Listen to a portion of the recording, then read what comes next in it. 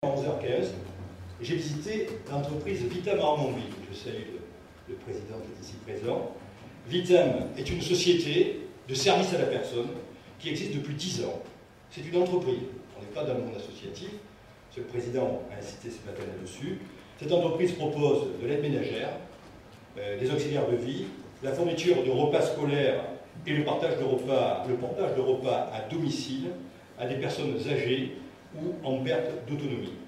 Vitam représente à peu près 80 salariés et livre plus de 1000 repas par jour, c'est cela. Donc c'est une entreprise exceptionnelle.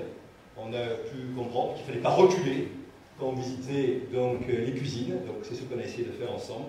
Cette entreprise symbolise l'apparition de nouvelles filières, de nouveaux enjeux et la nécessité d'adaptabilité de notre tissu économique et de nos services.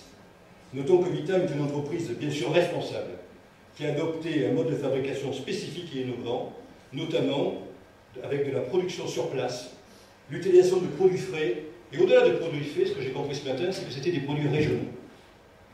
Et ça c'est très important parce que vous avez quelque chose entre vos mains qui vous démarque par rapport à, je ne vais pas parler des concurrents, mais par rapport au paysage dans lequel vous vivez tous les jours.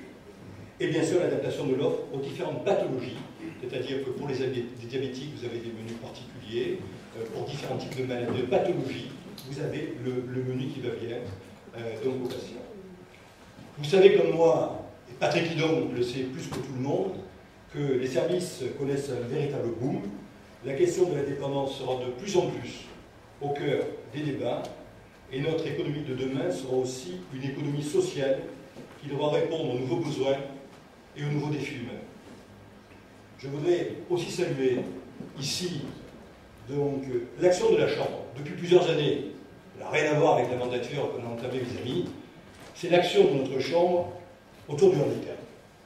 Notamment avec le Club Réussir Ensemble et son président, Gérard Lança, que je salue, je ne sais pas si Gérard est là, mais c'est une action extraordinaire que nous menons et qu'il faudra continuer à mener sur cette lutte que nous devons avoir tous les jours pour faire en sorte que le handicap ne soit pas un handicap vis-à-vis des personnes et de l'emploi de nos entreprises.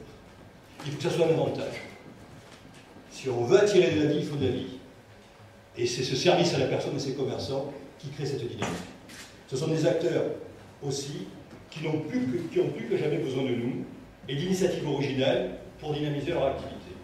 Nos commerçants ont besoin de nous, on le sait, on les visite, on y travaille, on veut les fédérer, et ça fait partie du plan de mandature, dont je vous donnerai quelques informations tout à l'heure.